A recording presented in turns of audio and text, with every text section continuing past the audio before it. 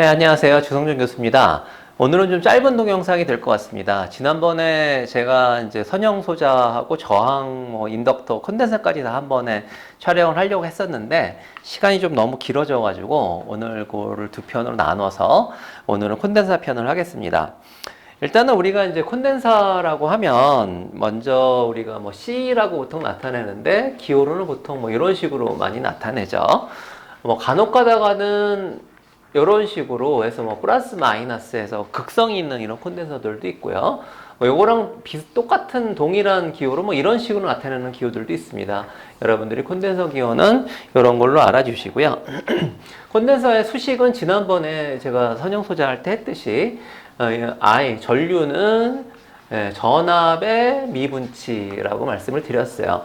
근데 이제 콘덴서 같은 경우는 우리가 보통 이런 방식으로 많이 안 쓰고 양당 간의 이렇게 전압은 C분의 1의 인테그랄 IDT 해가지고 전류를 시간에 대해서 이제 적분한 그런 것으로 우리가 나타내기도 합니다.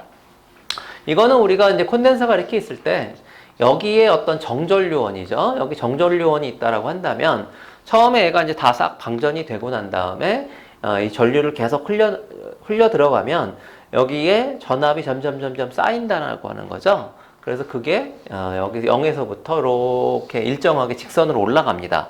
그래서 만약에 우리가 이제 이 콘덴서 값을 이제 모른다. 이 콘덴서 값을 측정하는 방법으로 쓰기도 해요.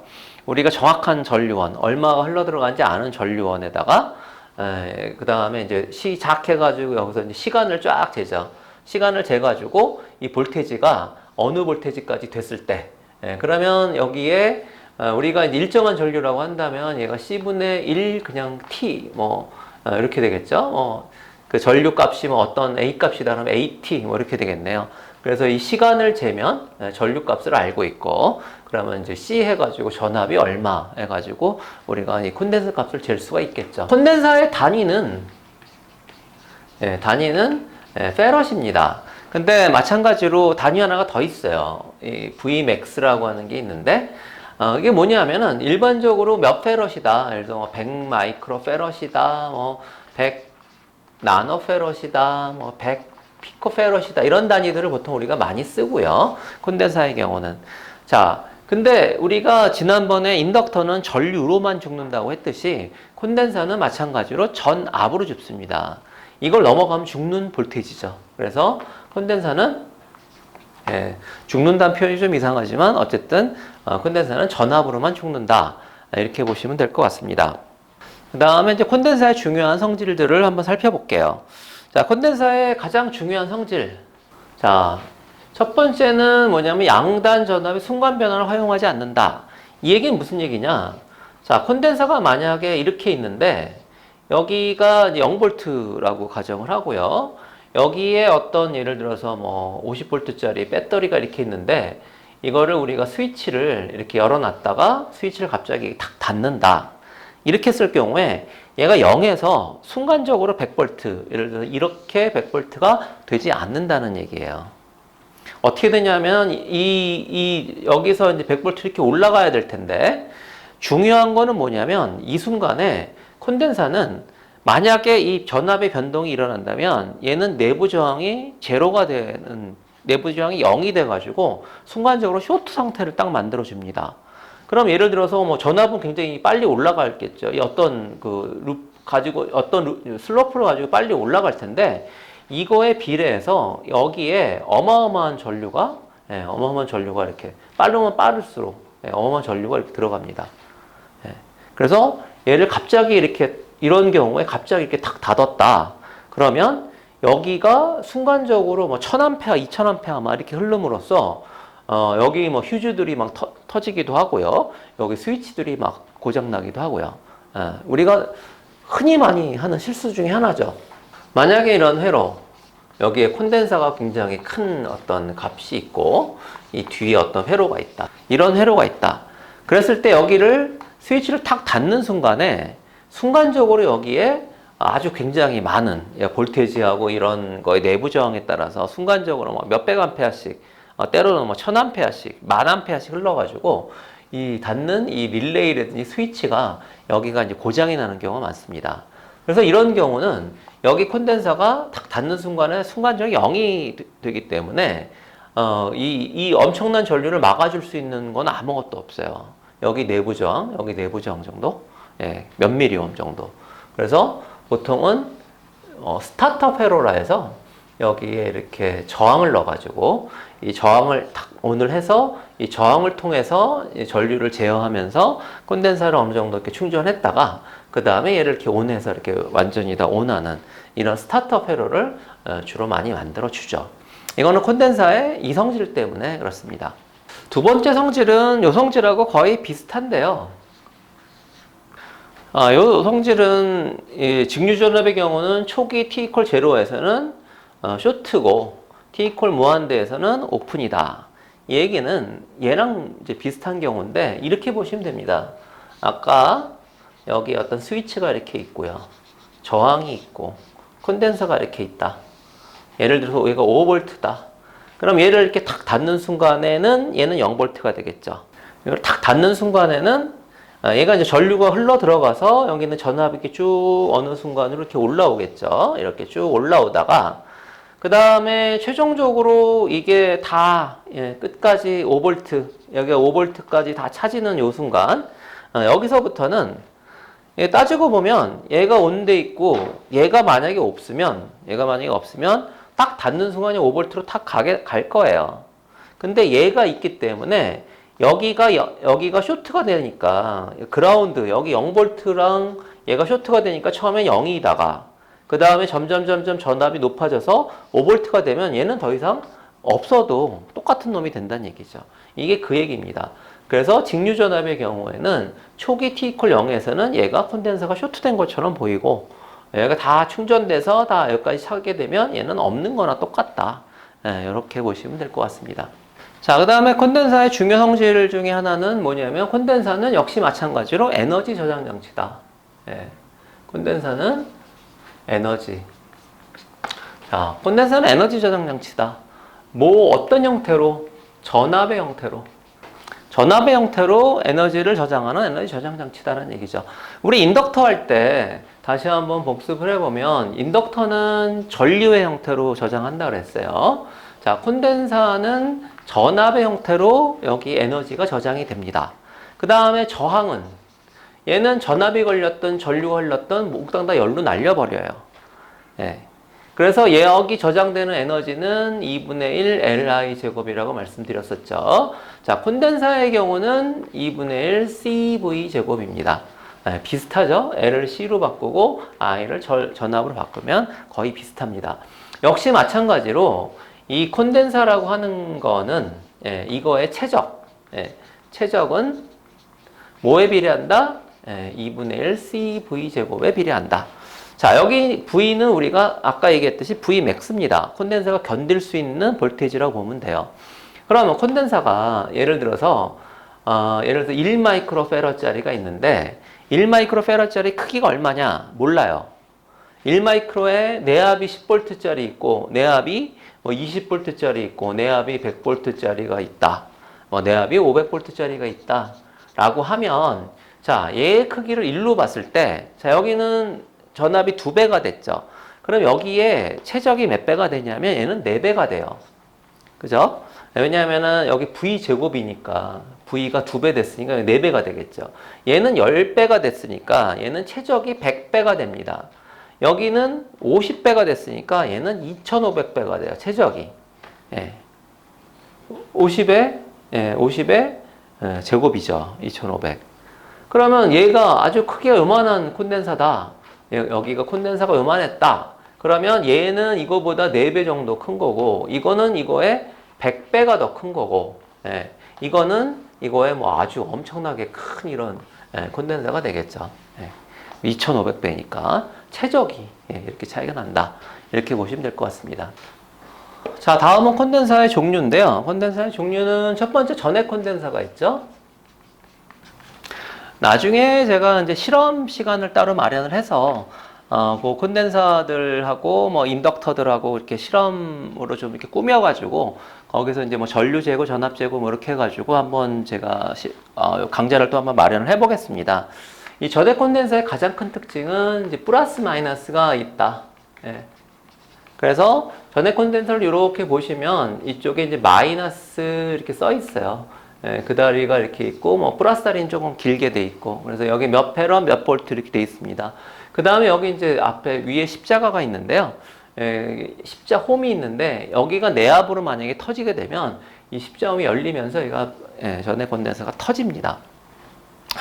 전해 콘덴서의 또 하나의 특징 중에 하나는 얘가 수명이 짧아요.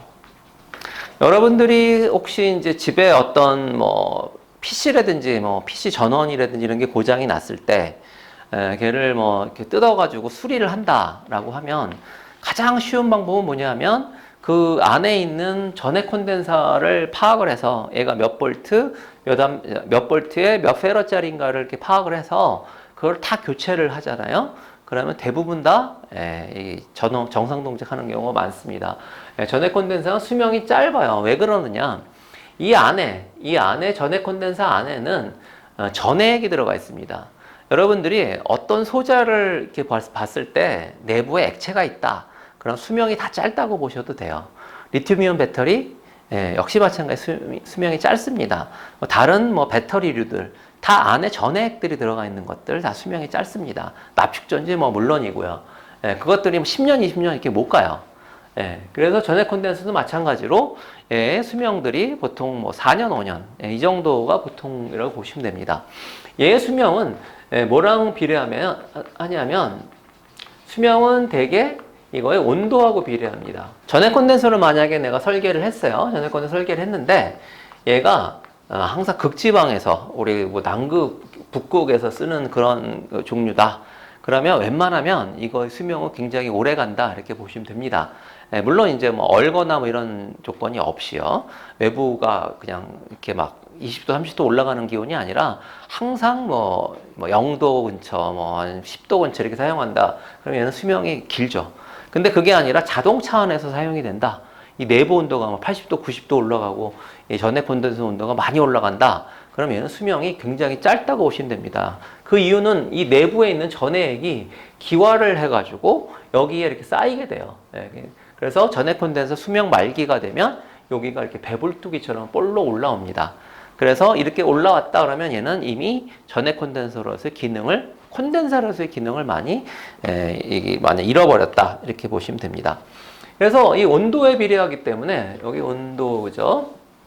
온도에 비례하기 때문에 이 전해 콘덴서 같은 경우는 사실은 열에 약하죠. 그래서 이 전해 콘덴서를 가급적이면 열을 받게 하면 안 되는데 전해 콘덴서를 가장 열 받게 하는 건 뭐냐? 예를 들어서 얘가 내압이 뭐 20V짜리인데 내가 이거 양단 볼테지를 20V 근처를 걸었다. 20V 넘기진 않았는데 20V 근처예요. 뭐 18V 이렇게 걸었다. 그러면 얘가 상당히 열이 발생합니다. 자체적으로 외부에서 준 열이 아니라 얘 자체적으로 열이 많이 발생합니다. 그래서 이 수명이 짧아지는 경우가 있고요. 또 하나는 얘를 교류 전류를 굉장히 많이 흘리는 그런 경우가 있어요. 공진형이라든지 뭐 가끔 그야말로 어떤 볼테이지가 있는 상태에서 이렇게 전압의 변동을 굉장히 줌으로써 이때마다 전류를 이렇게 팍팍팍 흘리게 하는 경우가 있습니다. 그 경우는 이 내부 저항에 따라서 마찬가지로 열이 납니다. 이런 경우에도 역시 마찬가지로 수명이 굉장히 짧아진다 이렇게 보시면 될 것 같습니다. 그래서 이제 전해 콘덴서가 만약에 이런 조건에서 사용이 될 때는 이 전해 콘덴서의 병렬로 좋은 콘덴서, 뭐 세라믹 콘덴서라든지 이런 거를 같이 사용해 주는 게 좋습니다. 전해 콘덴서의 심볼은 아까 말씀드렸듯이 이렇게 극성이 있는 이렇게 되는 심볼을 사용을 해주죠. 우리가 보통 전해 콘덴서의 심볼로 이제 많이 사용하는 그런 케이스고요. 이런 거는 이제 그 극성이 없는 그런 콘덴서들이 되겠죠. 전해 콘덴서의 이제 좋은 점, 이게 나쁜 점은 이렇게고요. 좋은 점은 일단은 가격이 싸다는 거죠. 저렴하다. 그 다음에 이제 이거는 또 좋은 점 중에 하나인데, 얘가 이제 죽었을 때, 콘덴서가 파괴됐을 때, 파괴 얘는 오픈이에요. 콘덴서가 보통 전원단이 이렇게 플러스 마이너스 전원이 있으면 보통 이렇게 전해 콘덴서를 많이 넣어요. 직접. 이런 식으로 전원을 많이 이렇게 해가지고 전원단에 이렇게 넣는데, 만약에 얘가 이제 죽었는데 여기가 쇼트가 됐다. 예, 그러면 난리 나겠죠? 이거 그냥 메인 전압이 쇼트니까 이게 막 여기서 막 불나고 막 난리 나겠죠. 근데 전원 콘덴서를 넣어 놓으면 얘가 파괴되더라도 쇼트가 되지 않고 오픈이 되기 때문에 그래도 좀. 그 다음에 이제 이 전해 콘덴서 안에 나중에 이제 제가 다시 한번 좀 반복을 하겠지만 내부에 기생 인덕턴스, 기생 레지스턴스가 상당히 큰 편이에요. 그러다 보니까 얘가 주파수 특성이 좋지 않다. 자, 요거는 지금 제가 이 쉬운 맛에서는 얘기하지 않겠습니다. 나중에 약간 매운 맛에서 우리가 교류 회로를 배운 다음에 그 다음에 얘의 주파수 특성이 좋고 나쁜 거에 따라서 어떻게 바뀌는지 그거는 제가 나중에 설명을 드릴게요. 다음 두 번째로는 탄탈 콘덴서가 있겠죠. 예, 탄탈 콘덴서의 경우는 이제 그 전해 액이 아니라 내부의 유전 물질을 탄탈이라고 하는 그런 그 소재를 사용해서 만든 콘덴서인데요. 얘도 역시 마찬가지로 플러스 마이너스 극성이 있습니다. 그 다음에 값이 전해 콘덴서를 대체할 만해요. 그리고 이제 주파수 특성이 어느 정도 좋습니다. 근데 이제 얘의 또 단점을 얘기해야 되겠죠. 탄탈 콘덴서의 단점. 가장 큰 단점, 제가 생각하기에 가장 큰 단점은 얘가 내압에 약해요. 물론 이제 전해 콘덴서처럼 그 수명이 짧지는 않습니다. 수명은 상당히 긴데요. 예를 들어서 전해 콘덴서가 이렇게 쫙 있는데 여기가 내압이 예를 들어서 20V짜리인데 내가 20V 조금 넘게 뭐 한 20.5V 이렇게 걸었다 그래서 얘가 금방 팍 터지지가 않습니다. 근데 이 탄탈 콘덴서는 얘가 내압이 20V인데 제가 20V를 조금만 넘어도 얘는 바로 죽습니다. 내압으로. 그 정도로 내압에 굉장히 신경을 써줘야 되는 콘덴서예요. 근데 중요한 건 뭐냐면 내압이 약하다. 근데 문제는 뭐냐면 얘는 쇼트로 죽는다요. 아주 치명적입니다. 그래서 이 탄탈 콘덴서는 절대적으로 파워 쪽에 어떤 입력이나 출력으로 사용하셔서는 안 됩니다. 예, 굉장히 뭐 아주 좀 뭐 이상한 얘기인데요. 우리가 메인 예를 들어서 이게 배터리 차저다. 그래서 여기에 이제 배터리를 이렇게 묶어가지고 이 배터리를 뭐 충전하는 이런 용도로 사용하는데 이 출력단에 만약에 탄탈 콘덴서가 만약에 사용이 됐다라고 가정을 하죠. 그럼 어떤 원인에 의해서 아까 말씀드린 그런 뭐 여기 있는 어떤 L 성분에 의해서 이게 뭐 갑자기 오픈이 되든지 했을 때 얘가 여기 서지가 탁 튀어서 이게 죽었다. 예를 들어서. 그럼 얘가 쇼트로 죽어요. 그러면 이 배터리에서 얘가 쇼트를 양단을 시킨 거랑 똑같습니다. 예, 그 순간 여기가 이제 불나고 화재 나겠죠. 그래서 굉장히 이면에서는 좀 치명적입니다. 그래서 이 성질 때문에 사실은 조금은 탄탈 콘덴서가 이제 제약 조건이 좀 있어요. 그래서 이제 높은 볼테이지 쪽보다는 우리가 보통 뭐 디지털 전원 안정용이라든지 이런 쪽으로 많이 사용을 합니다. 그 대신에 얘는 이제 전해 콘덴서와 같이 값이 좀 어느 정도 큰 값들이 존재하기 때문에 전해 콘덴서를 대체해서 많이 사용이 되고, 그 다음에 얘와 같이 수명이 짧지가 않아요. 수명이 어느 정도 길기 때문에 그런 면에서는 우리가 이 탄탈 콘덴서를 어느 정도 많이 좀 사용을 하고 있죠. 최근에 또 가격이 많이 내려와서 또 많이 사용이 되고 있는 그런 콘덴서 중에 하나입니다. 다음은 이제 세라믹 콘덴서인데요. 이거는 이제 내부의 전해질은 이제 세라믹을 사용한 그런 콘덴서죠. 사실 이제 우리가 그 보통 그 회로 설계를 할 때 가장 많이 사용하는 콘덴서기도 합니다. 얘는 이제 극성이 없고요. 그 다음에 무엇보다도 주파수 특성이 좋습니다. 그래서 얘는 디지털 전원 안정용으로 많이 사용을 해요. 근데 얘의 또 단점이라고 하면 얘는 아날로그의 사용에 적합하지가 않습니다. 다시 말해서 이 콘덴서 값 자체가 얘가 어떤 콘덴서 값 자체가 우리가 여기에 어떤 주파수나 뭐 이런 거에 대해서도 다 일정하게 콘덴서 값이 나와야 되는데 얘는 그 주파수에 대해서 약간 좀 불안정하게 움직여요. 그러다 보니까 우리가 뭐 어떤 뭐 필터라든지 뭐 무슨 뭐 밴드패스 필터라든지 뭐 로우패스 필터라든지 이런 용도로 사용을 하면 어떤 특정 주파수에서 얘가 좀 우리가 예상하지 못한 방향으로 움직일 수가 있기 때문에 그래서 얘는 주로 이제 디지털 전원 안정용으로 우리가 상당히 많이 사용을 하고 어떤 아날로그 쪽에서는 얘는 사용하지 않는다 이렇게 보시면 좋을 것 같습니다. 일반적인 이쪽 세라믹 콘덴서들은 보통 내압이 높아요. 그러다 보니까 내압이 뭐 한 1000V 막 이렇게 돼가지고, 내압을 높기 때문에 이제 뭐 보통 전원단으로 쓸 수 있지 않나 이렇게 생각하는데, 얘 또 치명적인 단점, 전원, 파워 쪽에 쓰지 못하는 거는 얘가, 쇼트로 죽을 가능성이 있습니다. 아까 탄탈 콘덴서 같은 경우는 제가 이제 쇼트로 죽는다라고 해서 이거는 위험합니다 이렇게 얘기를 했는데, 세라믹 콘덴서는 쇼트로 죽을 가능성이 있다라고 얘기를 했죠. 이거는 뭐냐면은 얘가 내압을 넘어가지고 얘가 이렇게 파괴가 됐을 때 어떤 경우는 얘가 이렇게 깨져가지고 이렇게 콘덴서 자체가 아예 깨져가지고 이렇게 오픈돼 버리는 경우가 있습니다. 이 경우는 이제 오픈으로 죽겠죠. 근데 그렇지 않고 얘가 그냥 멀쩡하게 딱 이렇게 있을 때 얘는 여기를 마찬가지로 쇼트된 거나 똑같아요. 그러면 이게 만약에 전원단으로 썼다. 우리가 뭐 220V 단에 얘가 내압 1000V라고 해서 여기에 어떤 뭐 X캡 대신으로 우리가 이걸 썼다. 라고 하면 얘도 마찬가지입니다. 상용 전원에 얘가 쇼트가 나서 죽어버리면 이 난리가 나겠죠. 그래서 그런 파워단, 뭐 X캡이나 Y캡 이런 용도로 X캡, Y캡은 뭐 나중에 제가 한참 뒤에 설명을 드릴게요. 그런 용도로 저 여기 220V 이렇게 이런 용도로 사용하지 못한다. 그렇게만 알아두시면 좋을 것 같습니다. 자, 다음은 이제 마일러 콘덴서인데요. 이게 이제 주로 고압에 사용을 많이 합니다. 이 마일러 콘덴서는 우리가 이제 필름 콘덴서라고도 하는데요. 요거는 이제 폴리에스테르 필름 콘덴서라고 해서 이 뒤에 나오는 폴리프로필렌 필름 콘덴서보다는 좀 저가. 그 대신에 좀 어느 정도는 좀 이렇게 폴리프로필렌 필름보다는 조금 특성이 좀 떨어지고, 그 다음에 주파수 특성 별로 안 좋고, 그런 특성이 있습니다. 주파수 특성은 얘는 이제 전해 콘덴서보다는 주파수성은 좋죠. 근데 그냥 다른 세람이나 이런 거보다는 주파수성이 별로 좋지는 않습니다. 근데 이제 좋은 거는 왜 고압 콘덴서용이냐? 얘는 죽으면 오픈으로 죽는다. 다시 말해서 얘는 이제 필름을 갖다가 이렇게 쭉 감아놓은 형태이기 때문에 어느 내압 이상이 되면 필름이 녹아서 떨어져요. 그러니까 이제 오픈이 돼 버리는 거죠. 그래서 이런 아까 말씀드린 이런 전원단에 여기 220V 같은 이런 단에 뭐 이렇게 여기를 쓴다고 해서 얘가 죽었다고 해서 얘가 쇼트되는 일은 없는 거죠.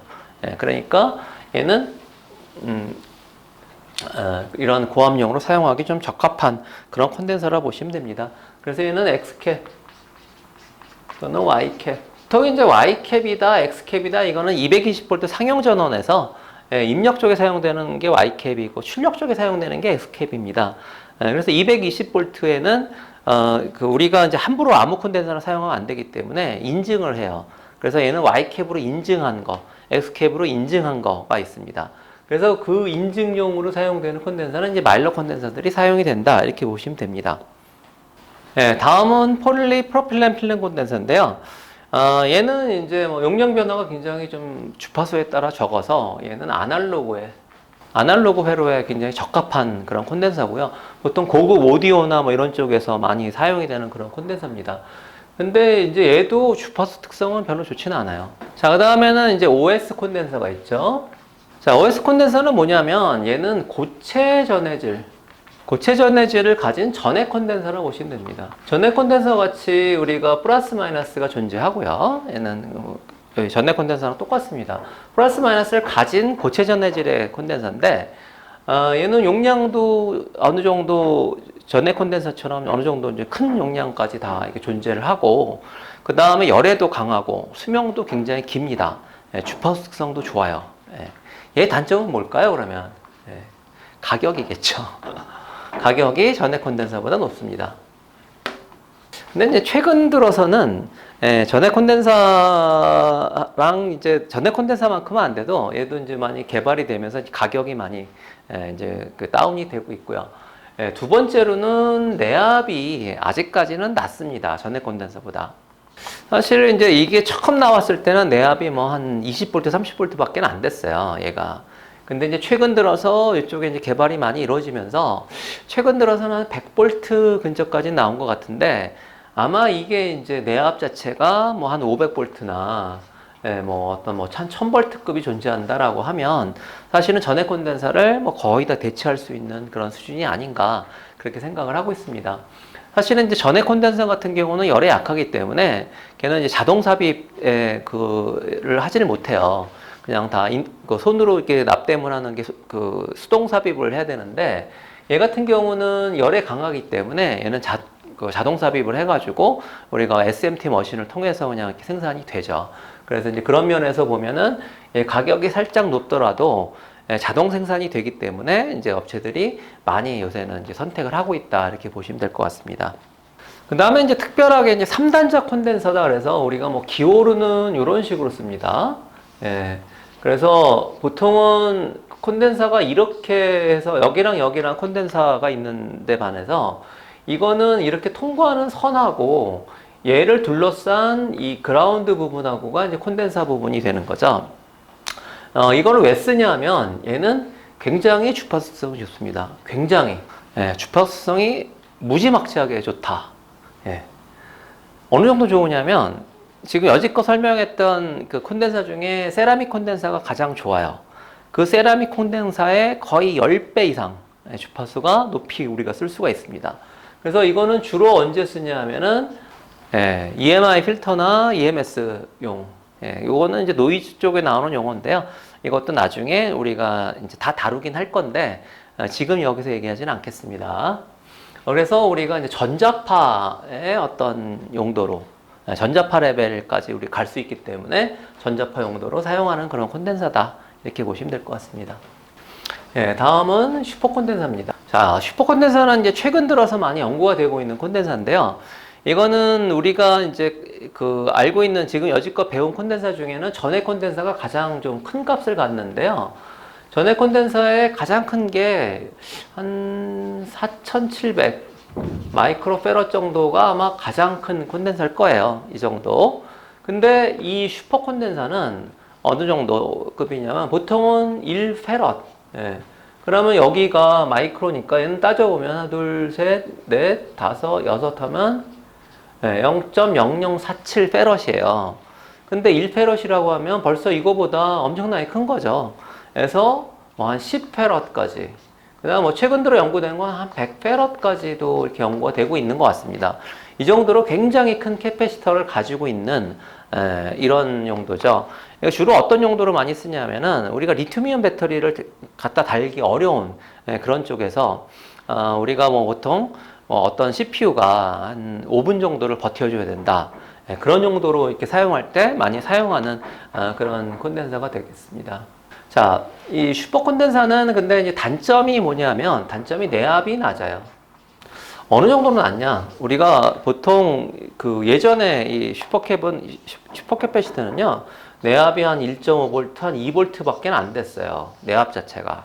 근데 이제 최근 들어서 이제 나온 것 중에는 그래도 내압이 좀 높은 거는 한 6.5V나 뭐 이 정도 급쯤 되는 그런 콘덴서들이 나오고 있는 것 같습니다. 그래서 이것도 아마 이제 좀 계속 연구가 이루어지게 되면 나중에 이거보다 훨씬 높은 내압까지 우리가 나오지 않을까 이렇게 예상을 하고 있습니다. 다음은 이제 콘덴서의 계산에 대해서 알아보겠습니다.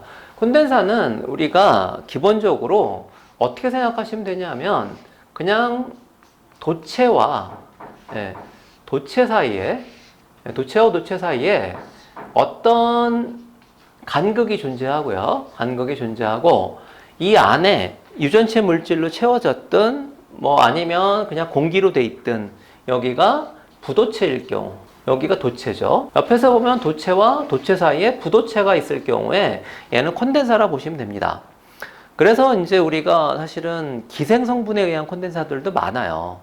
여러분들이 어떤 그 제품의 철판으로 된 케이스와 여기에 그 어떤 열나는 게 있어가지고 이 케이스에다가 예를 들어서 여기가 절연체를 갖다 이렇게 갖다 놓고 여기에 뭐 어떤 그 뭐 무슨 이런 소재를 갖다 이렇게 놓고 여기를 절연을 했다. 그러면 이 철판과 요 도체는 요 절연체에 의해서 절연이 되어 있는 형태로 보이지만 사실은 이 도체와 이 철판 사이에는 캐패시터가 형성이 되어 있습니다. 이런 원리에 의해서. 그러면 이게 어느 정도의 캐패시터 값을 갖느냐? 얘는 우리가 C라고 하는 거는 요 사이의 거리에 반비례를 하고 요 도체의 면적, 요거 마주치는 요 면적을 우리가 A라고 하면 A에 비례하고, 그 다음에 요 안에 들어가 있는 요 어떤 유전 물질, 유전 물질에 비례하는. 그래서 이제 전해 콘덴서 같은 경우는 이 유전 물질 값이 굉장히 큰 거죠. 그래서 같은 거리, 같은 면적에 대해서 유전 물질이 굉장히 크기 때문에, 이 값이 크기 때문에 굉장히 큰 캐패시터를 갖는다. 이렇게 보시면 될 것 같습니다. 그러면 이 유전 물질이 뭐 세라믹이면 세라믹 콘덴서, 필름이면 필름 콘덴서 이렇게 바뀌는 거다라고 보시면 될 것 같아요. 그 다음에 이제 뭐 콘덴서의 직렬 연결, 병렬 연결 한번 볼게요. 자, 콘덴서를 만약에 이렇게 연결한다. 얘가 C1, C2, C3다라고 하면 얘는 직렬 연결한 거죠. 그 다음에 콘덴서를 이렇게 연결한다. 이렇게 연결한다 그러면 얘는 병렬 연결한 거죠. C1, C2, C3. 그러면 이거는 우리가 저항의 병렬 연결랑 똑같습니다. 얘는 C분의 1은 C1분의 1 더하기 C2분의 1 더하기 C3분의 1 이렇게 하시면 됩니다. 이것도 그때 따졌던 거랑 거의 비슷하게 따지시면 돼요. 가장 작은 거보다 작다. 이거 왜 그럴까요? 이게 왜 그럴까요? 이렇게, 왜 이런 값이 나올까요? 우리가 콘덴서 값에서 이렇게 보시면 돼요. D분의 A잖아요. 입실론에. 그러면 이 거리가 이거만큼 늘어났잖아요. 거리가 더. 그럼 콘덴서에서 하나짜리 콘덴서 거리가 늘어난 거라고 보시면 돼요. 면적은 뭐 똑같다고 본다면 거리가 늘어났으니까 작아지겠죠, 당연히. 얘는 반대죠. 면적이 늘어난 거죠, 얘가. 면적이 늘어났으니까 얘는 C는 C1 더하기 C2 더하기 C3다. 이렇게 보시면 될 것 같습니다. 자, 그러면 콘덴서에서 또 하나 좀 조심해야 될 것 중에 하나는, 자, 이런 병렬 연결에서는 사실은 이거 다 더한 거니까 별로 어렵지가 않습니다. 근데 우리가 만약에 콘덴서를 이런 식으로 어떤 전원이 이렇게 있는데 콘덴서를 이렇게 연결을 했을 경우에, 자, 여기 걸리는 전압, 여기 걸리는 전압, 여기 걸리는 전압이 어떻게 될까? 이게 궁금하죠, 실제적으로. 그럼 예를 들어서 여기가 이제 100V인데 얘가 예를 들어서 뭐 10마이크로페러씩을 이렇게 10마이크로페러씩을 이렇게 놓으면 여기 볼테이지는 그냥 느낌상으로 보면 얘는 33V씩 될 것 같죠? 이렇게 33.3V씩, 뭐 33.33V씩 이렇게 하면 여기서부터 여기까지 33.33V, 얘는 뭐 66.666V, 여기서는 100V, 뭐 이런 식으로 될 것 같죠? 느낌이. 맞습니다. 근데 이제 만약에 이거 하나를 갖다가 예를 들어서 내가 100 마이크로페럿으로 이렇게 놨다. 달라졌다는 얘기죠. 그럼 어떻게 될까? 이거에 대해서 잠깐 우리가 알아보고 할게요. 자, 여기서는 뭐 다른 복잡한 식은 쓰지 않겠습니다. 여기 전압을 V1이라고 그러고, 여기 전압 V2라고 그러고, 여기를 V3라고 그러고, 얘를 C1이라고 그러고, C2, C3라고 그러면, 뭐가 성립을 하냐면, 자, C1, V1은, 얘가 성립합니다. 요거 곱하기 요거, 요거 곱하기 요거, 요거 곱하기 요거가 서로 다 같다. 요 식만 기억하시면 될 것 같아요. 그럼 하나 더 있죠? 여기서 V1 더하기 V2 더하기 V3는 100 해가지고 요거 다 집어넣으면 수식이 몇 대 몇 대 몇 이렇게 나오겠죠. 그러면 몇 대 몇 대 몇 이렇게 알 수 있을 것 같습니다. 뭐 별로 어려운 거 아니니까 그냥 요 정도까지만 수식으로 할게요. 자, 오늘은 좀 짧게 마치겠습니다. 다음 시간은 우리가 이제 그 순환만 1번을 마치고 순환만 2번서부터 우리가 나가겠습니다. 오늘 감사합니다. 마치겠습니다.